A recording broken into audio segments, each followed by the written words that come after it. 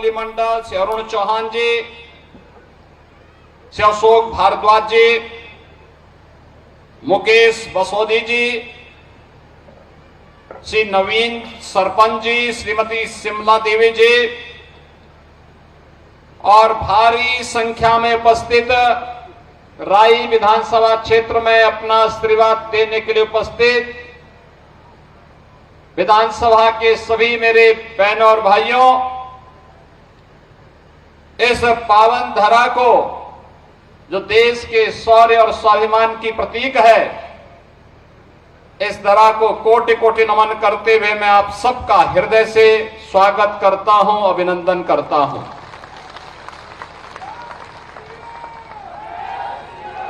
ये मेरा सौभाग्य है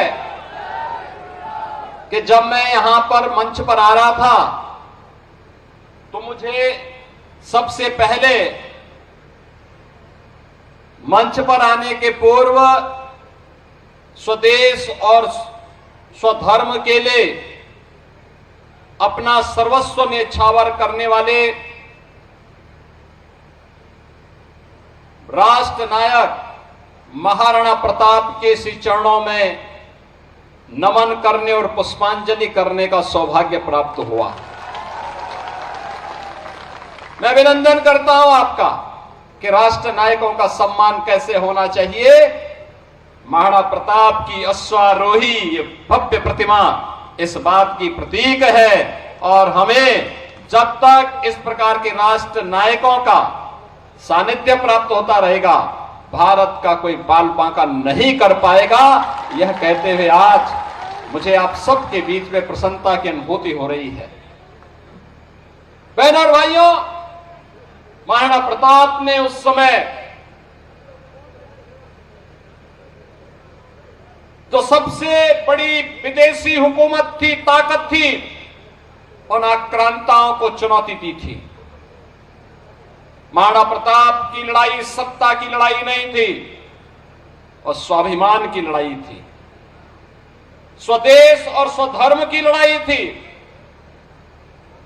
उन्होंने कहा था उस समय भी कि सत्ता के लिए नहीं, अगर उन्हें केवल सत्ता ही प्यारी होती तो एक बार केवल अकबर ने तो उन्हें कहा था, एक बार केवल महाराणा लिख के ही दे दे कि हम दिल्ली के अधीन कार्य करेंगे तो उनकी सत्ता को, चित्तौड़ और मेवाड़ की सत्ता को हम छेड़ेंगे नहीं। लेकिन महाराणा ने कहा नहीं, इसकी युद्ध के मैदान में इसका फैसला होगा। और बहनों और भाइयों, महाराणा प्रताप ने उस समय की जो सबसे बड़ी चुनौती थी उसका मुकाबला करते हुए अंततः अपने जीवन के कालखंड में वे सभी किले और दुर्ग अकबर से वापस लिए थे। अकबर को उस समय उन्होंने चुनौती देते हुए किस तरीके से मेवाड़ और चित्तौड़गढ़ के स्वाभिमान और सम्मान की रक्षा करते हुए स्वदेश और स्वधर्म के लिए उन्होंने कार्य किया था, आज भी भारत के इतिहास का स्वर्णाक्षर इससे भरा पड़ा है। महाराणा प्रताप ने तत्कालीन समाज को जोड़ा था। वहां के मीना, कोल, भील, भामाशाह जैसे दानवीरों ने उनके साथ सहयोगी बनकर के उस समय भारत की रक्षा के लिए अपना सर्वस्व न्यौछावर किया था। और जिस देश में भामाशाह होंगे, जिस देश में महाराणा प्रताप जैसे स्वदेश और स्वधर्म पर सर्वस्व न्यौछावर करने वाले महावीर होंगे, उस देश का कोई बाल बांका नहीं कर सकता है। और आज जब हम राई की इस विधानसभा क्षेत्र में आए हैं आप सबका आह्वान करने के लिए, बहनों और भाइयों, ये चुनाव की लड़ाई भी हम लोगों के लिए कहीं ना कहीं एक भारत श्रेष्ठ भारत के प्रधानमंत्री मोदी जी के विजन को आगे बढ़ाने का ही एक लड़ाई है। आपने बदलते हुए हरियाणा को देखा होगा, हरियाणा की बदलती हुई तस्वीर को देखा होगा।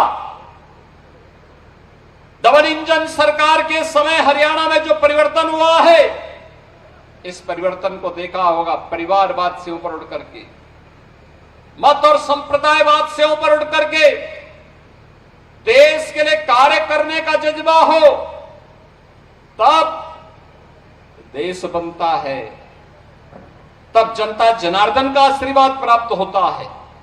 मैं पूछना चाहता हूं, कांग्रेस हो, इन लोग हो, या फिर आम आदमी पार्टी, बहनों और भाइयों, इन लोगों के एजेंडे में कहीं देश नहीं है, आम नागरिक नहीं है, गांव नहीं है, किसान नहीं है, नौजवान नहीं है, आधी आबादी, महिलाओं की आधी आबादी नहीं है। इनका एजेंडा तो संकीर्ण एजेंडा है। इनका एजेंडा तो बांटो और राज करो का एजेंडा है। इनका एजेंडा बांटने वाला है। याद करिए, ये वही कांग्रेस है जिसने कश्मीर में धारा 370 लगाई थी। 370 के खिलाफ सबसे पहले आवाज उठाई थी भारतीय जनसंघ ने। डॉक्टर श्यामा प्रसाद मुखर्जी जी के नेतृत्व में नारा बुलंद हुआ था, एक देश में दो प्रधान, दो निशान और दो विधान नहीं चलेंगे, नहीं चलेंगे। और डॉक्टर श्यामा प्रसाद मुखर्जी के उस सपने को साकार किया है प्रधानमंत्री मोदी जी ने। कश्मीर में धारा 370 को हमेशा के लिए समाप्त करके आतंकवाद की ताबूत पर अंतिम कील ठोकने का काम किया है। आतंकवाद अब अपनी अंतिम श्वास ले रहा है। यह आतंकवाद और उग्रवाद को पनपाया किसने? ये कांग्रेस का डीएनए है जो आतंकवाद और नक्सलवाद को पनपाया है। लेकिन भारतीय जनता पार्टी उसका सफाया कर रही है, पूरी तरह सफाया कर रही है। बहनों और भाइयों, मैं आपसे ये कहने के लिए आया हूं, कांग्रेस धारा 370 नहीं हटाई क्योंकि उसे मुस्लिम वोट चाहिए था।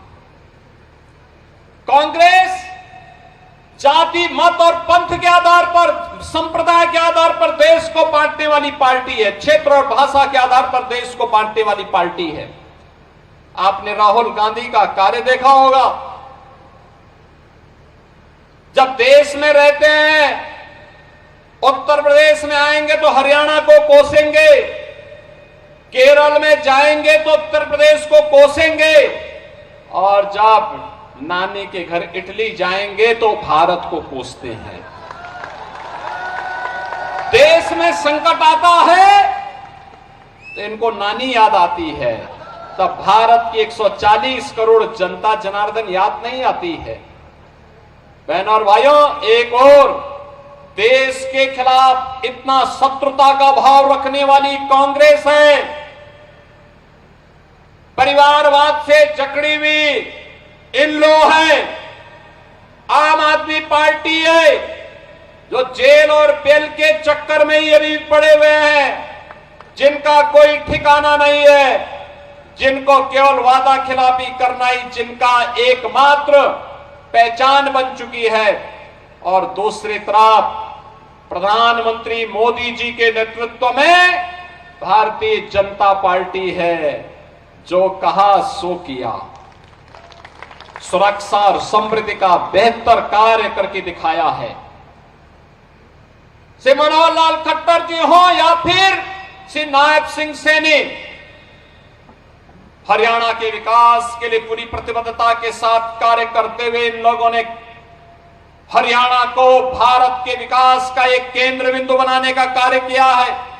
अभी मैं आया हूं यहां पे, सबसे पहले मैंने यहां देखा है, जैसे ही मैं सोनीपत में आया, यहां पे इस राई में आया हूं, मुझे यहां के स्पोर्ट्स यूनिवर्सिटी के दर्शन हुए। स्पोर्ट्स यूनिवर्सिटी, देश के अंदर 3 स्पोर्ट्स यूनिवर्सिटी बन रही हैं, एक हरियाणा में और एक हम यूपी में बना रहे हैं। यूपी में भी एक स्पोर्ट्स यूनिवर्सिटी बन रही है। बहनों और भाइयों, सोनीपत हो या पानीपत या बागपत, याद करिए, ये वे क्षेत्र हैं जो आज जनपद के रूप में हैं, जिनको कभी पांडवों ने दुर्योधन से कहा था कि भाई 5 गांव, भगवान कृष्ण ने कहा था ये 5 गांव दे दो, 5 गांव दे दो, संतुष्ट हो जाएंगे पांडव, युद्ध नहीं होगा। लेकिन दुर्बुद्ध दुर्योधन कहां मानने वाला था, महाभारत का युद्ध करवा दिया और फिर उस परिणाम क्या होना था जो सबके सामने है। बहनों और भाइयों, मैं आज आप सबसे आह्वान करने के लिए आया हूं, भारतीय जनता पार्टी ने जो कहा सो करके दिखाया। याद करिए, अभी कुछ दिन पहले यहां का एक नौजवान, भारत की सेना का जवान, भारत की सेना पर शहीद हुआ था। यह हरियाणा के बहादुर जवानों का शौर्य और पराक्रम है, जो देश की सीमाओं की सुरक्षा के लिए सदैव तत्पर होकर के कार्य करते हैं, अपनी पूरी जवानी लगाते हैं। और इसीलिए भारत के इन बहादुर जवानों के शौर्य और पराक्रम के लिए पूरा देश उन्हें सैल्यूट करता है, उन्हें उनके प्रति, उनके बलिदान के प्रति नमन करता है। लेकिन कांग्रेस के समय में देश की सीमाएं सुरक्षित नहीं थी। कभी पाकिस्तान, कभी चीन भारत के अंदर घुसता था, भारत की जमीनों पर कब्जा करता था। लेकिन आज चीन और पाकिस्तान भारत के अंदर घुसने का दुस्साहस नहीं कर सकता। आज उसे मालूम है कि घुसेंगे तो पिटेंगे। आज उसे मालूम है, आज तो अगर कहीं कोई हरकत, भारत विरोधी हरकत पाकिस्तान के अंदर है, सीमा पार कहीं होती है, भारत के बहादुर जवान जाकर के सर्जिकल स्ट्राइक के माध्यम से उनका काम तमाम करते हैं। और पाकिस्तान बाद में चिल्लाता रहता कि साहब जान बचाओ, जान बकस दो बस एक बार। ये नए भारत की नई तस्वीर है, जो अपने देश की सुरक्षा भी और भारत की संप्रभुता को भी सुरक्षा रखने के लिए एक जज्बा रखता है।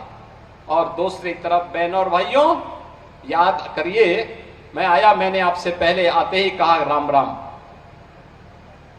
अयोध्या में रामलला का भव्य मंदिर भी बन गया, 500 वर्षों का इंतजार समाप्त हो गया।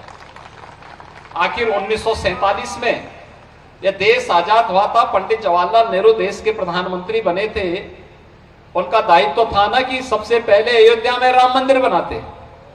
ये काम वो भी तो कर सकते थे, तब तो विवाद भी नहीं था इतना। लेकिन जब भारतीय जनता पार्टी की सरकार बनी, सारे विवाद समाप्त करवाए गए और आज अयोध्या में भगवान राम का भव्य मंदिर का निर्माण भी हो गया है। भव्य मंदिर का निर्माण हो गया अयोध्या में। भगवान राम का भव्य मंदिर 500 वर्षों के बाद रामलला अयोध्या में विराजमान हो गए। अयोध्या में इंटरनेशनल एयरपोर्ट बन गया। इंटरनेशनल एयरपोर्ट का नाम महर्षि वाल्मीकि के नाम पर रखा गया। माता सबरी भोजनालय जो चल रहे हैं, माता सबरी के नाम पर चल रहे हैं, क्योंकि भगवान राम के लिए जब वनों में भटक रहे थे, तब माता सबरी ने अपने बेर उन्हें खिलाए थे। और इसीलिए उनके प्रति कृतज्ञता करने, ज्ञापित करने के लिए वहां की जो रसोई है, जहां वहां का भंडारा बनता है, वो माता सबरी के नाम पर है। बहनों और भाइयों, मैं आप सबसे कहने के लिए आया हूं, ये भारतीय जनता पार्टी है। आपने देखा होगा, ये डबल इंजन की सरकार हरियाणा में आने के बाद पिछले 10 वर्षों के अंदर हरियाणा में व्यापक परिवर्तन देखने को मिला है। आज यहां पे जाति, मत और मजहब के आधार पर नहीं, बल्कि विकास की बात होती है, रोजगार की बात होती है, किसान को किसान सम्मान निधि की बात होती है, गरीब के लिए आवास की बात होती है, गरीबों के लिए फ्री में राशन की बात होती है, और 1 डिस्ट्रिक्ट 1 मेडिकल कॉलेज बनाने की बात होती है। अन्यथा कांग्रेस के समय में एक मेडिकल कॉलेज किसी एक कोने में बनता था, लोग मानते थे चलो हो गया। लेकिन आज तो हर जिले में एक मेडिकल कॉलेज बनाया जा रहा है। हर घर नल की योजना से शुद्ध पेयजल उपलब्ध करवाने का कार्य किया जा रहा है। स्पोर्ट्स यूनिवर्सिटी बन रही है। विकास समान रूप से हो, कहीं कोई भेदभाव न हो, यह भारतीय जनता पार्टी करके दिखा रही है। और बहनों और भाइयों, आज इसी भाव के साथ हम सब आपके बीच में आए हैं। श्रीमती कृष्णा गहलावत जी को भारतीय जनता पार्टी ने एक लोकप्रिय प्रत्याशी के रूप में आपके बीच में उतारा है, और मैं उत्तर प्रदेश से केवल आपसे यही अपील करने के लिए आया हूं कि श्रीमती कृष्णा गहलावत जी के पास एक लंबा अनुभव है, प्रशासन का भी, एक जनप्रतिनिधि के रूप में भी, और साथ साथ नौजवानों को रोजगार के साथ कैसे जोड़ना है, इंडस्ट्री और इंस्टीट्यूशन को आपस में जोड़ करके रोजगार की नई संभावनाओं को कैसे आगे बढ़ाया जाता है, यह कार्य भी वो तेजी के साथ आगे कर सकती है। और इसलिए भारतीय जनता पार्टी ने एक लोकप्रिय नेता के रूप में उन्हें आपके बीच में उतार करके आप सबका आशीर्वाद उन्हें प्राप्त हो, फिर से डबल इंजन की सरकार श्री नायब सिंह सैनी के नेतृत्व में हरियाणा के अंदर बने, विकास की नई बहार हो और नायब सिंह सैनी की सरकार हो। इस विश्वास के साथ भारतीय जनता पार्टी ने श्रीमती कृष्णा गहलावत जी को अपने प्रत्याशी के रूप में आपके बीच में उतारा है। आप सबसे मेरी अपील है, आपका आशीर्वाद भारतीय जनता पार्टी को प्राप्त होगा, सभी का प्राप्त होगा, सभी माताएं भी बताएं प्राप्त होगा, लेकिन आशीर्वाद तब प्राप्त मैं मानूंगा, आप तो यहां पे बोल कर कार्य करेंगे ही, आप में से हर मतदाता अपने साथ 10 नए वोट को ले जाकर के मतदान केंद्र में ले जाकर के कमल चुनाव चिन्ह पर वोट डलाने में योगदान करेंगे। हर एक मतदाता मतदान करके यहां पर कमल चुनाव चिन्ह पर भारतीय जनता पार्टी को विजयी बनाने के लिए अपना योगदान देगा। सभी लोग सहमत हैं? बहनों और भाइयों, आपके इस आशीर्वाद के लिए मैं आपका अभिनंदन करता हूं, आपसे अपील करता हूं श्रीमती कृष्णा गहलावत जी को भारी बहुमत से विजयी बनाने की अपील आप सबसे करते हुए वाणी को देता हूं विराम। आप सब मेरे साथ बोलेंगे जय जय श्री राम, जय जय श्री राम।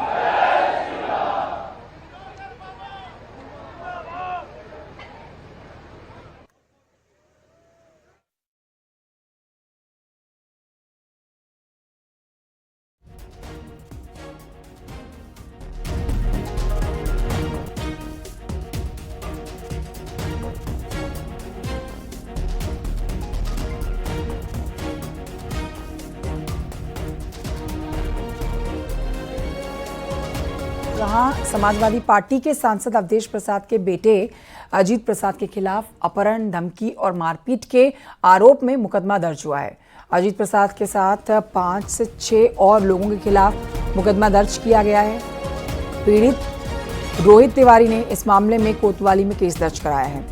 रोहित तिवारी का आरोप है कि जमीन की खरीदारी में कमीशन को लेकर उनका अजीत प्रसाद से विवाद हुआ था। उसके बाद स्टेट बैंक तिराहे के पास से उन्हें किडनैप कर लिया गया और उनके साथ मारपीट की गई। बता दें आपको, अजीत प्रसाद मिल्कीपुर विधानसभा उपचुनाव में समाजवादी पार्टी की ओर से टिकट के दावेदार भी हैं। अखिलेश यादव ने उनका नाम खुद घोषित किया है। इस बार अपने पिता की सीट पर वो चुनाव लड़ने जा रहे हैं। अवधेश प्रसाद अब MP बन गए हैं, सांसद बन गए हैं। उनके बेटे अजीत प्रसाद को टिकट दिया है, लेकिन अजीत प्रसाद अब देखिए टिकट पाने के साथ साथ में विवादों में भी घिर गए हैं। प्रॉपर्टी डीलिंग का काम करते हैं जो और शख्स समाजवादी पार्टी के सांसद अवधेश प्रसाद के बेटे पर FIR दर्ज की गई है। अजीत प्रसाद मिल्कीपुर विधानसभा उपचुनाव में समाजवादी पार्टी की ओर से टिकट के दावेदार भी हैं। इसके अलावा आपको बताएं कि प्रॉपर्टी डीलिंग का काम भी करते हैं। और 4-5 गाड़ी से उधर से गुजर रहे थे, तुरंत गाड़ी रोके, हमको जो है बुलाए और जबरदस्त। कौन? सांसद जी के बेटे हैं, अपने यहाँ जो है फैजाबाद अयोध्या, अवधेश प्रसाद। फिर क्या हुआ? जबरन बैठा लिए गाड़ी पे। उसके बाद में वहाँ से हमको जो है धमकाते हुए लेके चले आए झारखंडी की तरफ। यहाँ से फिर हमको लेके गए जो है वहाँ तहसील के पास। तहसील पे पहुँचने के बाद एक राजू यादव हैं, वो एक दीवान जी हैं, वो आ गए जो है हमको बहुत गाली गलौज मारने वाने जो है बोलने लगे ले चलो इसको जो है अभी मार के उल्टा टांग दिया जाएगा, तो भी ये सारा पैसा 1 मिनट में दे देगा। वो हमारी वीडियो 5 तारीख तक की मोहलत दिए हैं, नहीं तो हमको बोले हम मरवा देंगे। देखिए, आज उत्तर प्रदेश की जनता जनार्दन के मन में एक बड़ा सवाल है कि आखिर अनेक जो आपराधिक घटनाएं घटती हैं उसमें समाजवादी पार्टी से जुड़े नेता और कार्यकर्ता ही क्यों आते हैं, उनका नाम क्यों आता है। आप अभी जाहिद बेग की घटना हालिया की है, नवाब सिंह की घटना हालिया की है, और अब अजीत प्रसाद के खिलाफ ये जो अपहरण और इसका मामला आया है, तो ये अपने आप में समाजवादी पार्टी के लिए तो आत्मचिंतन का विषय होना चाहिए, लेकिन समाजवादी पार्टी की कुछ ट्रेनिंग ही ऐसी है। लेकिन जनता जनार्दन के मन में ये बड़ा सवाल है।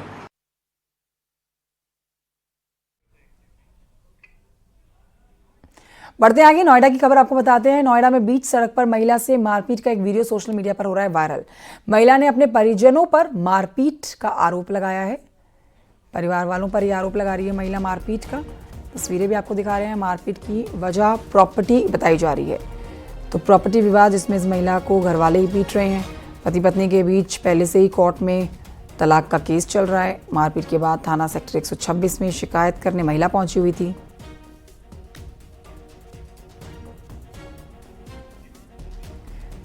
हिमांशु शुक्ला और जानकारी देंगे, फोन लाइन पर मौजूद है। हिमांशु शुक्ला, ये दिखने में थोड़ा अजीब लगता है कि परिवार जो घर में बैठ के विवाद को सुलझा सकता है वो सड़क पर आके मारपीट करने लगता है। खैर, ये पूरी खबर बताइए, क्या ये मामला है, क्यों इस महिला को पीटा जा रहा है?